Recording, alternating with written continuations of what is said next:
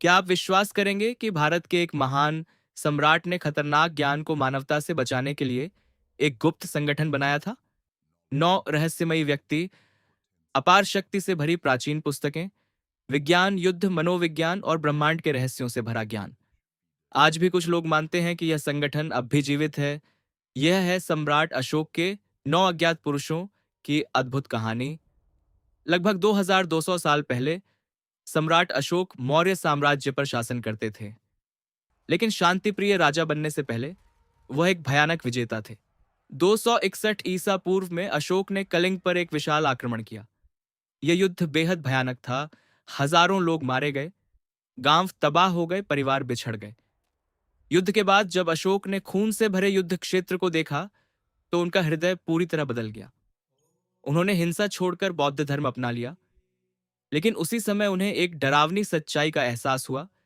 गलत हाथों में ज्ञान मानवता के लिए विनाशकारी हो सकता है। इसीलिए उन्होंने एक गुप्त संगठन बनाया, 9 अज्ञात पुरुष।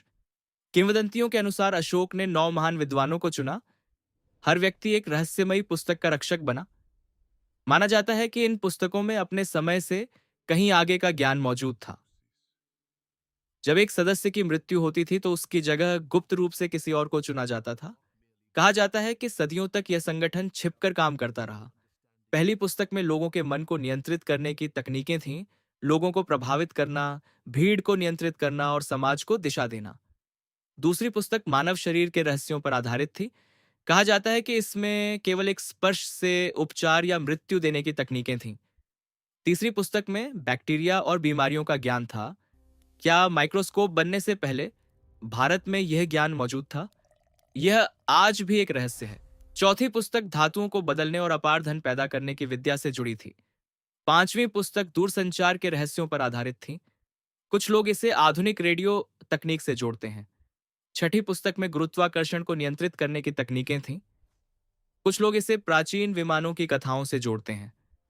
सातवीं पुस्तक ब्रह्मांड और तारों के रहस्यों के बारे में थी। आठवीं पुस्तक प्रकाश की शक्ति पर आधारित थी। कुछ लोग इसे लेजर तकनीक से जोड़ते हैं। नौवीं पुस्तक समाज के उत्थान और पतन के रहस्यों को बताती थी। कहा जाता है कि इसमें समाज को नियंत्रित करने की शक्ति छिपी थी। लेकिन सबसे बड़ा सवाल यह है, क्या ये 9 अज्ञात पुरुष वास्तव में मौजूद थे? इसका कोई स्पष्ट ऐतिहासिक प्रमाण नहीं है। फिर भी यह कहानी आज भी लोगों को आकर्षित करती है, क्योंकि मानवता हमेशा एक सवाल पूछती है, आखिर हमने कौन सा रहस्यमयी ज्ञान खो दिया है? सच हो या सिर्फ एक किंवदंती, सम्राट अशोक के 9 अज्ञात पुरुषों की कहानी भारत के सबसे रहस्यमयी रहस्यों में से एक है। शायद वे पुस्तकें कभी थीं ही नहीं, या फिर वे आज भी कहीं छिपी हुई हैं। अगर आपको ऐसी रहस्यमयी ऐतिहासिक कहानियां पसंद हैं, तो चैनल को सब्सक्राइब करें और कमेंट में बताइए, क्या आपको लगता है कि ये 9 अज्ञात पुरुष सच में मौजूद थे?